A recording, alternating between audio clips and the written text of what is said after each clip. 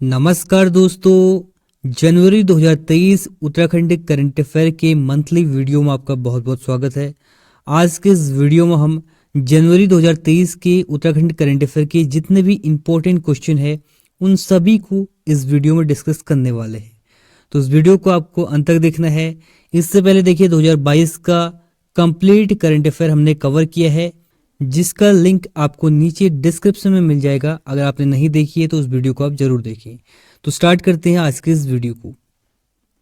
तो पहला क्वेश्चन हमारा है, वर्ष 2023 के गणतंत्र दिवस समारोह में उत्तराखंड की झांकी रही। तो इस प्रश्न का सही जवाब है ऑप्शन नंबर सी, मानस खंड। मानस खंड के थीम पर आधारित उत्तराखंड की झांकी इस साल 74वें गणतंत्र दिवस के अवसर पर कर्तव्य पथ पर प्रदर्शित की गई थी। ठीक है, राजपथ का नया नाम क्या है? राजपथ का नया नाम है कर्तव्य पथ, ये आपको पता होना चाहिए।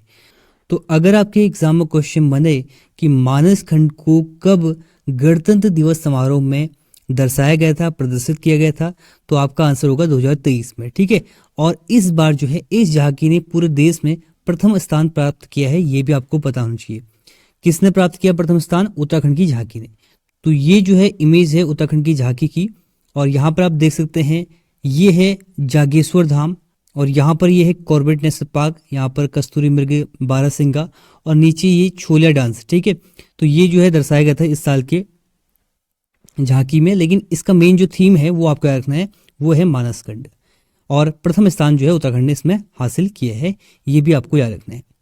अगर देखिए प्रीवियस बात करें 2022 में, तो 2022 का ये इस टाइप का कुछ झांकी थी, जिसमें हेमकुंड साहिब, डोबरा चंटी पुल, बद्रीनाथ धाम और ऑल वेदर रोड को दर्शाया गया था। ये उतना इंपॉर्टेंट नहीं है क्योंकि इस साल कोई अवार्ड मिला नहीं था, लेकिन ये एग्जाम में पूछा जा सकता है 2021 का।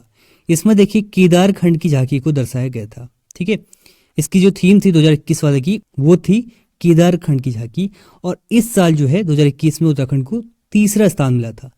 ठीक है, और पहली बार उत्तराखंड को कोई स्थान मिला था झांकी प्रदर्शित करने पर। ठीक है, तो आपको 2021 का रखना है केदार खंड, और 2023 का रखना है मानस खंड।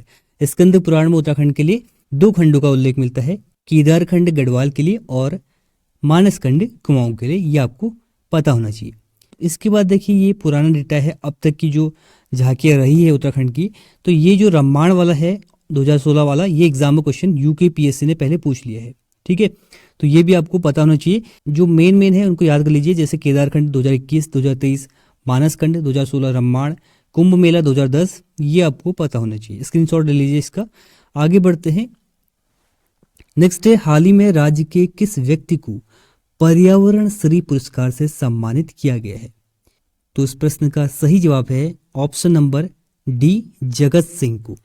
पर्यावरणविद जगत सिंह चौधरी, या इनका उपनाम है जंगली। ठीक है, जगत सिंह जंगली को हाल ही में राष्ट्रीय पर्यावरण परिषद द्वारा पर्यावरण श्री पुरस्कार से सम्मानित किया गया है। टोटल भारत में पुरस्कार दिया गया है 8 लोगों को, जिसमें से एक है जगत सिंह चौधरी, जिनका उपनाम है जंगली। ठीक है, तो राष्ट्रीय पुरस्कार है, इंपॉर्टेंट पुरस्कार है, आपको याद रखना है। इनसे रिलेटेड एग्जाम में और भी स्टैटिक जीके के क्वेश्चन बनते हैं, जिसमें आपका क्वेश्चन आता है मिश्रित वन खेती। उत्तराखंड में मिश्रित वन खेती का जनक किसे कहा जाता है? जगत सिंह चौधरी को, ये आपको याद रखना है। उत्तराखंड वन विभाग का इनको हाल ही में ब्रांड एम्बेसडर भी बनाया गया था। इसके बाद देखिए 2006 में इनको आर्यभट्ट सम्मान से भी सम्मानित किया जाता है। वहीं 2023 में इनको दिया गया है पर्यावरण श्री पुरस्कार, ये भी आपको याद रखना है। अगर अदर ऑप्शन की बात करें तो इनको भी जो है हाल ही में पर्यावरण से संबंधित पुरस्कार दिए गए हैं। जैसे नरेंद्र सिंह नेगी की बात करें, इनको 2021 में दिया गया था केदार सिंह रावत पर्यावरण पुरस्कार। वहीं अगर सच्चिदानंद भारती की बात करें, इनको 2022 में दिया गया है केदार सिंह रावत पर्यावरण पुरस्कार। और सत्येंद्र भंडारी की बात करें, इनको ग्लोबल ग्रीन अवार्ड दिया गया था 2022 में 2021 के लिए, ये भी आपको याद रखना है। बाकी जगत सिंह चौधरी या जगत सिंह जंगली को दिया गया है 2023 में पर्यावरण है यहाँ पर। ठीक है, पर्यावरण श्री पुरस्कार, ये आपको याद रखना है। बढ़ते हैं आगे। नेक्स्ट है, हाल ही में रक्षा मंत्री राजनाथ सिंह द्वारा सोल ऑफ स्टील अभियान की शुरुआत कहाँ की गई? तो ये भी अच्छा क्वेश्चन है एग्जाम के दृष्टिकोण से। इसका सही जवाब है देहरादून में। ठीक है, राज्य की राजधानी देहरादून में हाल ही में देश के रक्षा मंत्री राजनाथ सिंह द्वारा सोल ऑफ स्टील अभियान, इसका पूरा नाम है soul of steel alpine challenge. ये एक अभियान है, इसका शुभारंभ 14 जनवरी 2023 को किया गया था। किसके द्वारा? राजनाथ सिंह के द्वारा, जो कि भारत के वर्तमान में रक्षा मंत्री हैं। इस अभियान का उद्देश्य क्या है? इस अभियान का उद्देश्य है सीमावर्ती क्षेत्रों में पर्यटन को बढ़ावा देना। ये आपको याद रखना है। इसी के साथ देखिए एक रैली भी स्टार्ट की गई थी, रोड टू द एंड। ठीक है, ये एक रैली स्टार्ट की गई थी देहरादून से चमोली के मध्य 460 किलोमीटर के लगभग की ये रैली जो है स्टार्ट की गई थी। ये भी आपको याद रखना है। बढ़ते आगे, बाकी देखिए ये अदर डेटा है इस अभियान से संबंधित, इसका भी आप स्क्रीनशॉट ले सकते हैं। नेक्स्ट है, हाल ही में सीमा सड़क संगठन यानी कि बॉर्डर रोड ऑर्गेनाइजेशन द्वारा किस विदेशी देश के असाइनमेंट पर पहली महिला ऑफिसर कैप्टन सुरभि जखमोला को तैनात किया गया है? ये भी बहुत महत्वपूर्ण क्वेश्चन है आपके एग्जाम के दृष्टिकोण से।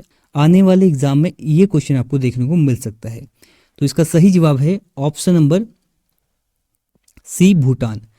भारतीय सेना की 117वीं इंजीनियरिंग रेजिमेंट की कैप्टन सुरभि जखमोला सीमा सड़क संगठन यानी कि बॉर्डर रोड ऑर्गेनाइजेशन में विदेशी असाइनमेंट पर तैनात होने वाली पहली महिला अधिकारी बन चुकी हैं।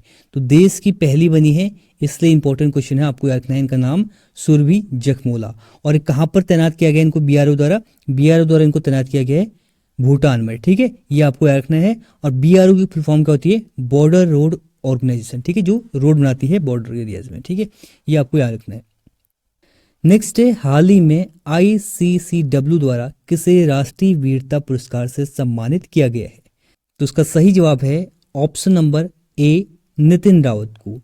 देखिए हर साल 26 जनवरी को ये पुरस्कार दिए जाते हैं। ठीक है, ये राष्ट्रीय वीरता पुरस्कार, इसको आप कहेंगे राष्ट्रीय बाल वीरता पुरस्कार, क्योंकि देखिए वीरता पुरस्कार होते हैं गैलेंट्री अवार्ड। ठीक है, गैलेंट्री अवार्ड यानी कि परमवीर चक्र, महावीर चक्र, शौर्य चक्र, वो होते हैं वीरता पुरस्कार। ये भी वीरता पुरस्कार है, इनको कहेंगे bravery award, national bravery award. ये है ब्रेवरी अवार्ड, और ये बच्चों को जो है अदम्य साहस के लिए दिए जाते हैं। और किसके द्वारा दिए जाते हैं? ICCW द्वारा, यानी कि Indian council for child welfare, इसके द्वारा अवार्ड दिए जाते हैं। तो इस साल टोटल देश में 56 बहादुर बच्चों को जो है पुरस्कार दिया गया है, जिसमें से एक उत्तराखंड के भी है जिनका नाम है नितिन रावत, रुद्रप्रयाग जनपद से संबंधित है।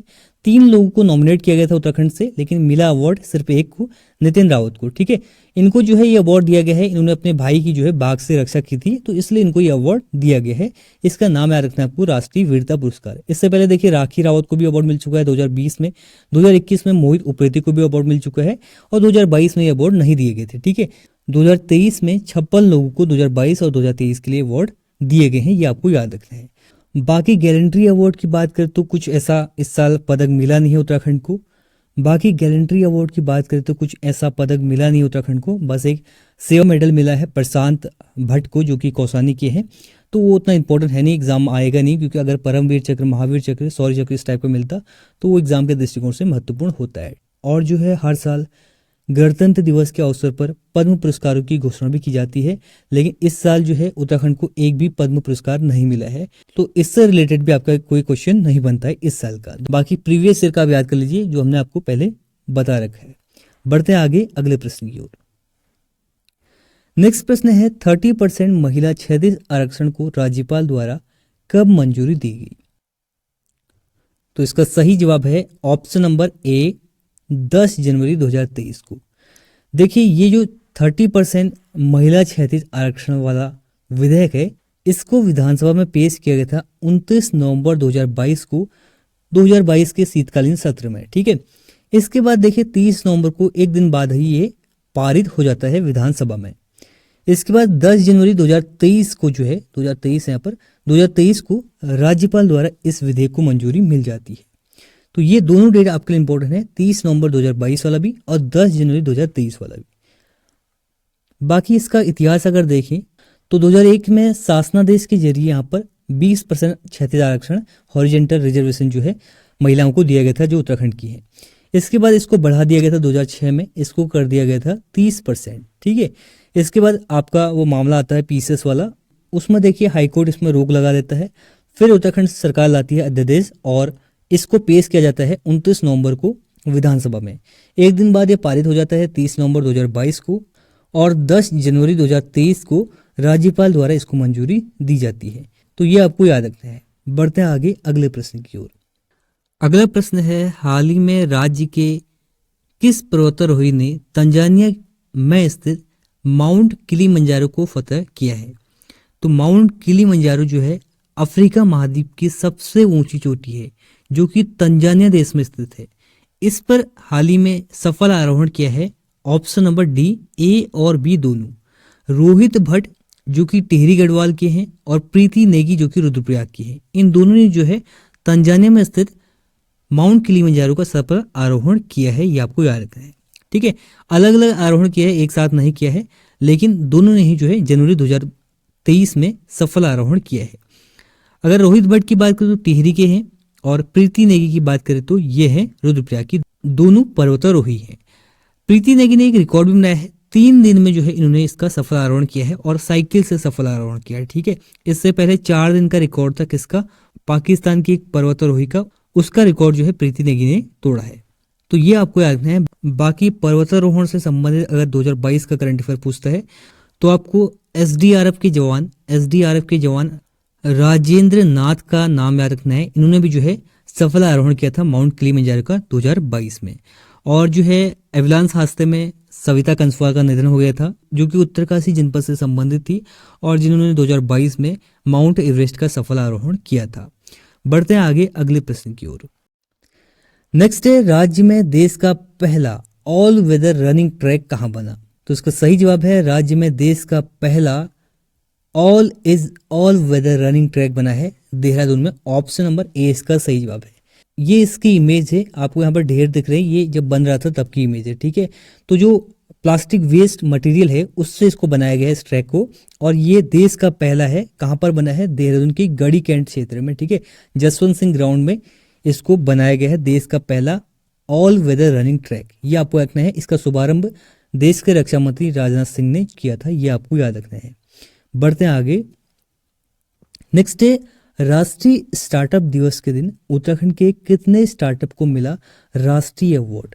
2023 में राष्ट्रीय स्टार्टअप डे के दिन उत्तराखंड के 2 स्टार्टअप को जो है राष्ट्रीय अवार्ड मिला है। देखिए, पिछले साल 2022 में सरकार ने घोषणा की थी कि हम हर साल 16 जनवरी को मनाएंगे स्टार्टअप डे के रूप में, और इसी दिन ये पुरस्कार भी दिए गए। ठीक है, इस साल इसी दिन ये पुरस्कार दिए गए और उत्तराखंड के 2 स्टार्टअप को यहाँ पर अवार्ड मिला है, ये आपको याद रखना है। ये नहीं पूछेगा किस किस स्टार्टअप को मिला है, अगर आप पूछे भी एग्जाम में तो आपको याद रखना है दिगंतरा एरोस्पेस और दूसरा है इंजीनियर्स एनर्जी स्टार्टअप। इन दोनों को जो है अवार्ड मिला है, और ये जरूर आपको याद रखना है कि 16 जनवरी को स्टार्टअप डे के रूप में मनाया जाता है। बढ़ते हैं आगे। नेक्स्ट है, राष्ट्रीय कृषि और ग्रामीण विकास बैंक नाबार्ड ने कृषि व एमएसएमई सेक्टर के लिए राज्य सरकार को कितने करोड़ की मंजूरी दी है? तो इसका सही जवाब है ऑप्शन नंबर ए, 30,000 करोड़ की। नाबार्ड देखिए, इसकी स्थापना कब होती है? 1982 में।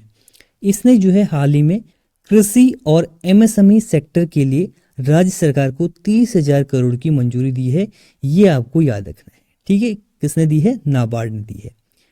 बढ़ते हैं आगे अगले प्रश्न की ओर। नेक्स्ट है, कुमाऊं मंडल के पहले ग्लास ब्रिज का निर्माण कहाँ किया जा रहा है? तो इसका सही जवाब है ऑप्शन नंबर बी, पिथौरागढ़ में। ठीक है, ये बन रहा है कुमाऊं मंडल का पहला ग्लास ब्रिज और इसका निर्माण किया जा रहा है कहाँ पर? पिथौरागढ़ में। अगर पिथौरागढ़ में भी कहाँ पूछिए तो मुंशियारी में। ठीक है, तो मुंशियारी में इसका निर्माण किया जा रहा है, जो कि कुमाऊं मंडल का पहला ग्लास ब्रिज है। बाकी गढ़वाल की बात करें तो ऋषिकेश और टिहरी में बन रहा है गढ़वाल मंडल का ग्लास ब्रिज। ठीक है, बढ़ते हैं आगे। अगला प्रश्न है, उत्तराखंड अंतरिक्ष अनुप्रयोग केंद्र, इसको शॉर्ट में कहते हैं यूसेक। ठीक है, यूसेक का गठन कब किया गया था? अब ये क्वेश्चन यहाँ पर करंट अफेयर में क्या कर रहा है? स्टैटिक जीके का क्वेश्चन है। तो इसका रीजन है, ये हाल ही में चर्चा में था। चर्चा में इसलिए था कि इसके जो डायरेक्टर है उन्होंने अपने पद से इस्तीफा दे दिया है। एमएस बिस्ट इसके डायरेक्टर हैं, इन्होंने अपने पद से इस्तीफा दे दिया है, तो इसलिए चर्चा में था। ठीक है, और इसका गठन होता है 2005 में। ये आपको याद होना चाहिए। कब होता है यूसैक का गठन? 2005 में। यूसैक की फुल फॉर्म क्या है? उत्तराखंड अंतरिक्ष अनुप्रयोग केंद्र। तो बढ़ते हैं आगे अगले प्रश्न की ओर। अगला देखिए एक प्रश्न 2022 के दिसंबर मंथ का है। तो जो हमारी वीडियो थी 2022 की कंप्लीट जनवरी से दिसंबर तक की, उसमें दिसंबर का एक क्वेश्चन छूट गया था, तो इसलिए यहाँ पर इसको इंक्लूड किया गया है। तो क्वेश्चन है हमारा, राज्य में पोल्ट्री वैली योजना का शुभारंभ कब किया गया? तो इसका सही जवाब है 1 दिसंबर 2022 को। 1 दिसंबर 2022 को राज्य के सहकारिता मंत्री धन सिंह रावत और पशुपालन मंत्री सौरभ बहुगुणा द्वारा इस योजना की शुरुआत की गई। ठीक है, किसानों की आय को दुगना करने के लिए पोल्ट्री वैली योजना का शुभारंभ किया गया, ये आपको याद रखना है। नेक्स्ट देखिए, अब करंट अफेयर के क्वेश्चन तो है नहीं, लेकिन हाल ही में चर्चा में था धारी देवी मंदिर। इससे रिलेटेड आपको ये याद रखना है कि धारी देवी मंदिर कहाँ पर स्थित है। तो ये स्थित है कहाँ पर? पौड़ी में। ठीक है, पौड़ी के श्रीनगर में स्थित है धारी देवी मंदिर। ये चर्चा में क्यों था? हाल ही में देखिए यहाँ पर जो धारी देवी की मूर्ति थी उसको पुनः स्थापित किया गया था नए मंदिर में। ठीक है, तो ये आपको याद रखना है कि धारी देवी मंदिर कहाँ पर स्थित है। ये स्थित है पौड़ी में। पौड़ी की कहाँ पर? श्रीनगर में स्थित है। और ये धारी देवी का नया मंदिर यहाँ पर बना है। यहाँ पर धारी माँ की मूर्ति को शिफ्ट किया गया है, इसलिए हाल ही में चर्चा में था। बाकी देखिए जोशीमठ हाल ही में चर्चा में है, तो जोशीमठ से आपको सारे फैक्ट पता होने चाहिए। तो ये जो है 2023 के जनवरी मंथ के करंट अफेयर के क्वेश्चन है उत्तराखंड से संबंधित। और जो नेशनल और इंटरनेशनल करंट अफेयर है जनवरी 2023 का, वो वीडियो आपको कल या परसों में मिल जाएगी। तो ये है इस वीडियो का and. Thanks for watching and God bless you all.